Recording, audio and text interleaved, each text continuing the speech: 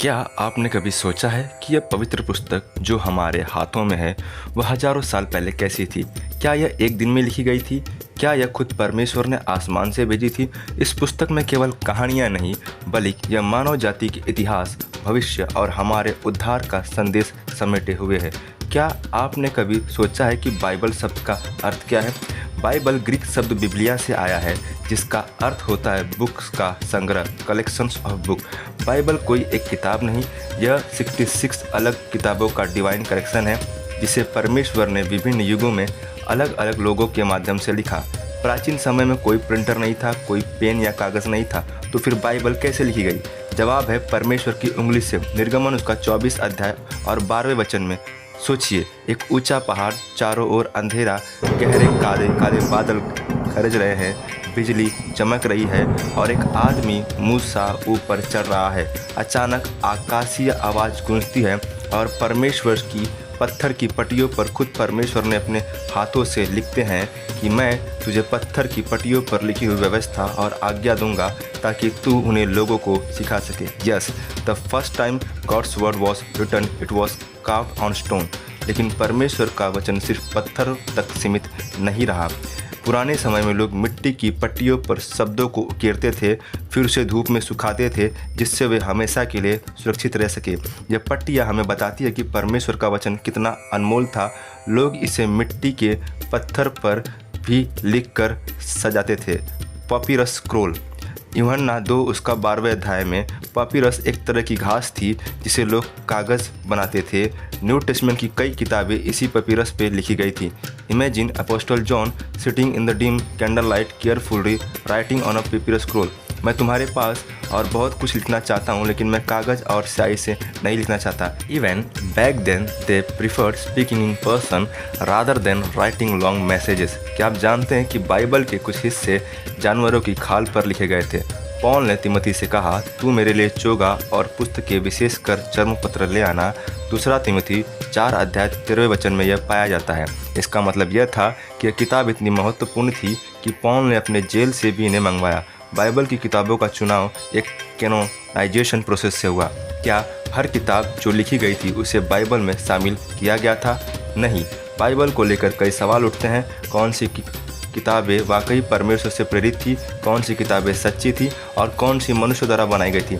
Bible में शामिल की जाने वाली किताबों के चुनाव के लिए कुछ सख्त मानदंड तय किए गए थे, जिन्हें कैनोनाइजेशन प्रोसेस कहा जाता है, यानी उन किताबों की आधिकारिक रूप से पहचान और प्रामाणिकता तय करने की प्रक्रिया जो परमेश्वर के वचन के रूप में स्वीकार की जानी थी। 3 प्रमुख टेस्ट थे जिनके आधार पर किताबों का चुनाव किया गया, जिसमें से पहला था डिवाइन इंस्पिरेशन। क्या सच में यह परमेश्वर से आया है? सबसे पहली और महत्वपूर्ण परीक्षा यह थी कि क्या यह पुस्तक सच में परमेश्वर द्वारा प्रेरित है। 2 तिमुथियुस उसका 3 अध्याय 16 वचन में लिखा है, हर एक पवित्र शास्त्र परमेश्वर की प्रेरणा से लिखा गया है और उपदेश, ताड़ना और सुधार और धार्मिकता की शिक्षा के लिए लाभदायक है। इसका मतलब यह हुआ कि कोई भी किताब जो परमेश्वर की प्रेरणा से नहीं लिखी गई थी उसे बाइबल में शामिल नहीं किया गया। बाइबल की प्रत्येक पुस्तक में एक खास आध्यात्मिक गहराई है जो यह प्रमाणित करती है कि वह परमेश्वर द्वारा लिखी गई है। दूसरा, ऑथेंटिसिटी। क्या इससे प्रेरित और भविष्यवक्ताओं ने लिखा है? बाइबल की किताबों को तब तक स्वीकार नहीं किया गया जब तक यह सिद्ध नहीं हो गया कि उन्हें प्रेरितों या भविष्यवक्ताओं ने लिखा था। पुराने नियम की किताबें उन्हीं लोगों के द्वारा लिखी गई जिन्हें परमेश्वर ने भविष्यवाणी करने और उसका वचन सुनाने के लिए चुना था, जैसे मूसा, यशायाह, यिर्मयाह, दानियल आदि। नए नियम की किताबें यीशु मसीह के प्रेरितों और उनके शिष्यों द्वारा लिखी गई, जैसा मत्ती, मरकुस, लूका, यूहन्ना, पौलुस, पतरस आदि। इफिसियों 2 अध्याय उसके 20 वचन में लिखा है, तुम प्रेरितों और भविष्यवक्ताओं की नींव पर बनाए गए हो और मसीह यीशु आप ही कोने के पत्थर है। अगर कोई किताब प्रेरित या भविष्यवक्ताओं के द्वारा लिखी नहीं गई थी तो उसे अस्वीकार कर दिया जाता था। तीसरा, एक्सेप्टेंस। क्या इसे चर्च ने मान्यता दी थी? तीसरा और अंतिम मानदंड यह था, क्या चर्चों ने इसे पुस्तक को परमेश्वर का वचन माना था? प्रारंभिक चर्चों ने उन पुस्तकों को स्वीकार किया जो प्रेरितों द्वारा लिखी गई थी और जिनमें पवित्र आत्मा की शक्ति दिखाई देती थी। जो किताबें संदेहास्पद होती थी या जिनमें झूठे सिद्धांत थे उन्हें चर्च द्वारा अस्वीकार कर दिया जाता था।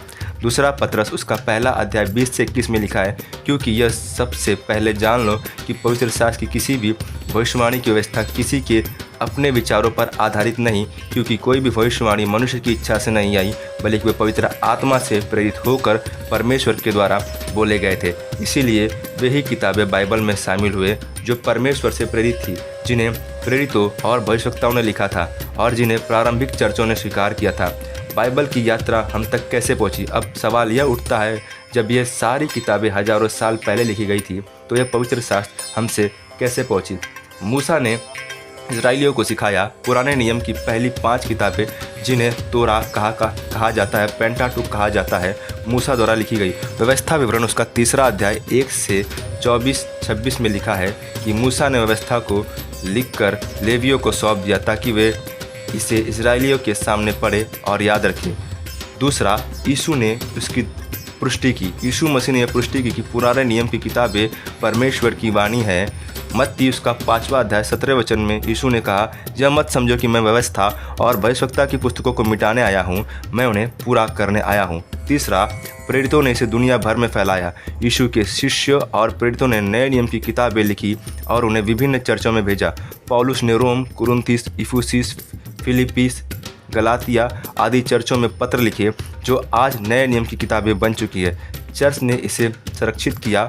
ईसाई चर्चों ने इन पुस्तकों को एकत्रित किया और उन्हें पवित्र शास्त्र के रूप में स्वीकार किया। Council of Carthage AD 397-27 new testament की किताबों को आधिकारिक रूप से स्वीकार किया गया और आज यह डिजिटल युग में भी जीवित है। आज हमारे पास बाइबल प्रिंटेड, डिजिटल, ऑडियो और वीडियो फॉर्मेट में भी उपलब्ध है। परमेश्वर ने अपने वचन की रक्षा की ताकि हर पीढ़ी इसे पढ़ सके, लेकिन सवाल यह है कि हम इसे पढ़ते हैं, क्या हम इसे मानते हैं? यीशु ने कहा कि स्वर्ग और पृथ्वी टल जाएगा पर मेरी बातें कभी न टलेगी। एक अंतिम सवाल, अगर परमेश्वर ने हजारों साल तक इस पुस्तक की रक्षा की तो क्या हम इसे अपने जीवन में प्राथमिकता देते हैं? आइए हम प्रार्थना करें। प्रिय प्रभु, हम तेरा धन्यवाद करते कि तूने अपने वचन को पीढ़ी दर पीढ़ी संरक्षित रखा है। Give us a heart that love us and obey your word. Help us to read, understand and live according to your holy spirit scripture. ये दुआ हम यीशु के नाम में मांगते हैं, आमीन। अगर अंत में यह वीडियो आपको आशीष के लायक बना तो हमारे चैनल को लाइक करें, सब्सक्राइब करें। सबको जय मसीह की।